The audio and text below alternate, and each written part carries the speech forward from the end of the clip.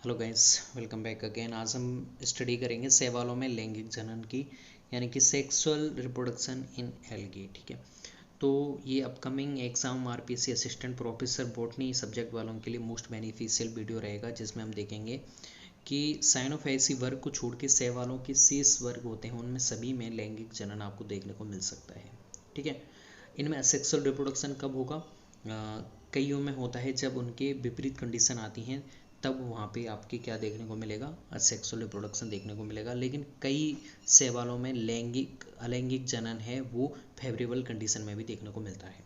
तो हम यहाँ पे टाइप्स देखेंगे। अब जो स्पेसिफिक एग्जाम्पल हैं वो आपको याद रखने हैं। ठीक है, तो जैसे सबसे पहले आता है हमारे पास में ऑटोगेमी, जिससे नाम से पता चल रहा है स्वयं युग्मन। तो यहाँ पे मैंने डायग्राम से बताया हुआ है। तो देखिए, ये एक ही प्लांट है या फिर एक ही सेल है। एक ही सेल में मिलने वाले दो गैमेट हैं, आपस में संलयन हो जाते हैं। ठीक है, तो एक तरह से कैरियोगेमी है, क्योंकि इसका जो एक सेल में दो केंद्रक आपस में मिल रहे हैं। ठीक है, तो यहाँ पे जायगोट एक सेल का के वजह से बना है, तो यहाँ पे कोई भी नया कैरेक्टर आपकी देखने को नहीं मिलेगा। ठीक है, ओके, ये डायटम्सिस के एग्जाम्पल हो जाएंगे। दूसरा होता है होलोगेमी। होलोगेमी में क्या होगा? तो होलोगेमी में देखिए पूर्ण युग्मन। ठीक है, ये थोड़ा सा कैसा है? थोड़ा सा अच्छा है, एडवांस है आपके ऑटोगेमी से। इसमें देखिए कई बार क्या होता है, जो मोस्टली यूनिसेलुलर एल्गी होती हैं, जैसे क्लेमाइडोमोनास है, ड्यूनेलिएला है, इसमें क्या होता है, विपरीत कंडीशन आने पे ये खुद की बॉडी को काफ़ी समय तक इनएक्टिव करके रखते हैं, और जब फेवरेबल कंडीशन आती हैं तब उनकी पूरी बॉडी एक युग्मक जैसा कार्य करती है। ठीक है, तो ये एक सेल है और ये एक तरह से युग्मक जैसा कार्य कर रही है। दूसरी सेल है प्लांट बॉडी, ये भी एक युग्मक जैसा कार्य कर रही है। दोनों संलयन करेंगे और आपके क्या बनाते हैं? वापस से जायगोट बना देते हैं। ठीक है, अब यहाँ पे देखिए ये क्यों एडवांस है? क्योंकि यहाँ पे दो डिफरेंट सेल हैं, इसीलिए कुछ ना कुछ यहाँ पे एडवांस करेक्टर ओबियसली आएंगे इसे। तो क्लेमाइडोमोनास और ड्यूनेलिएला में देखने को मिलेगा। ओके, अब आते हैं हम आइसोगेमी। नाम से पता चल रहा है आइसोगेमी यानी कि समयुग्मन। अब यहाँ पे ये थोड़ा सा और एडवांस हो जाता है आपके। तो यहाँ पे देखिए, यहाँ पे आपके होंगे यूलोथ्रिक्स और क्लेमाइडोमोनास के जो गैमेट्स होते हैं वो कैसे होते हैं? आकार में समान होते हैं और कैसे होते हैं? गतिशील होते हैं, क्योंकि वहाँ पे उन पे क्या हो सकती है? कसाबका या फिर फ्लैजिला हो सकती है। ठीक है, तो उसकी वजह से ये एक स्थान से दूसरे स्थान पे जाके रिप्रोडक्शन आराम से कर सकते हैं, और आकार समान होने की वजह से आप इसे क्या कहते हैं? आइसोकेमी कहते हैं। अब देखिए क्लेमाइडोमोनास यहाँ पे भी देखने को मिला है, यहाँ पे भी देखने को मिला है, लेकिन जो स्पेसिफिक एग्जांपल है वो आपको याद रखना है। जैसे यूलोथ्रिक्स है, उसमें आइसोगेमी देखने को मिलेगा। ठीक है, अब फिजियोलॉजिकल एनाइसोगेमी अगला है हमारा, शरीर क्रियात्मक असमयुग्मन। ठीक है, नाम से पता चल रहा है, यानी कि फिजियोलॉजिकल करेक्टर वाइज जो गैमेट्स हैं वो डिफरेंट होंगे। अब की बार इसके एग्जाम्पल हैं एक्टोकार्पस, स्पाइरोगैरा और जिग्नेमा। इन सवालों में युग्मक आकार में तो सेम होते हैं, साइज तो सेम है, लेकिन उनका फिजियोलॉजिकल जो करेक्टर है, यानी कि जो उनकी फंक्शन जो एबिलिटी है वो दोनों में अलग अलग होती है। इसकी वजह से यहाँ पे आपके फिजियोलॉजिकल एनाइसोगेमी देखने को मिलेगी। किसकी वजह से है?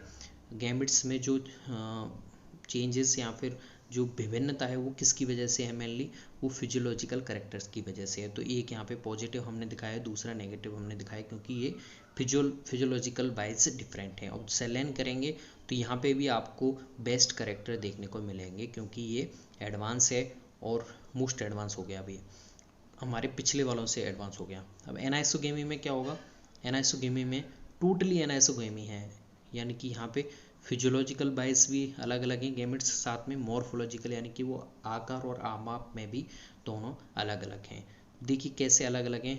जैसे यहाँ पे एक छोटा है, छोटे वाले को हम बोलते हैं लघु बीजाणु या फिर माइक्रोगैमेट, और ये मैक्रोगैमेट है गुरु बीजाणु। ठीक है, हम दोनों संलयन करके क्या बना देते हैं? जायगोट। अब ये मोस्ट और भी एडवांस हो गया ये। ठीक है, तो इसमें जब भी दो दो अलग अलग सेल से आपके क्रोमोसोम आएंगे और एक नया जायगोट बनाते हैं, तो वहाँ पे आपके नए करेक्टर आना वाजिब सी बात है।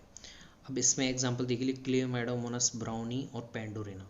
अब देखिए क्लेमाइडोमोनास 2-3 बार आ गया है, लेकिन आपको स्पेसिफिक याद रखना है। जैसे इसमें पेंडोरिना आ गया, पहले यूलोथ्रिक्स आया था, इस तरह से। ऊगेमी ये मोस्ट एडवांस है, सबसे ज़्यादा एडवांस ऊगेमी है। देखिए इसमें क्या होगा?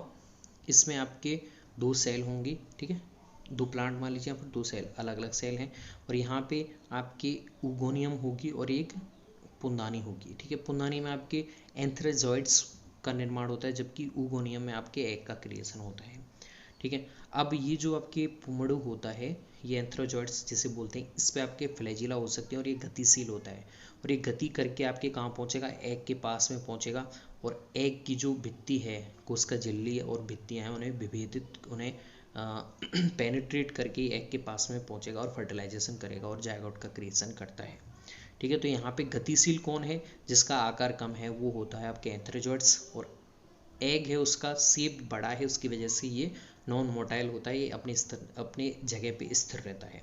इसके पास में एंथ्रोजॉइड्स आएगा और यहाँ पे फर्टिलाइजेशन कंप्लीट करता है। इसके एग्जांपल हैं वॉलवॉक्स, कारा, बाउचेरिया, सार्किसम, पॉलीसाइफोनिया, ब्रैक्टोस्पर्मम, ठीक है। अब यहाँ पे आपसे क्वेश्चन में पूछ सकता है ब्रैक्टोस्पर्म में कौन सा आपके फर्टिलाइजेशन देखने को मिलेगा, तो कौन सा, ऊगेमी। पेंडोरिना में कौन सा देखने को मिलेगा, वो एनाइसोगेमी, ठीक है। तो इस तरह से आपके ये हो जाते हैं sexual reproduction in algae. I hope कैसे एक बार आप वापस से देख लेंगे तो आराम से क्वेश्चन कर सकते हैं। अब मिलते हैं अगली नई वीडियो में नए टॉपिक के साथ।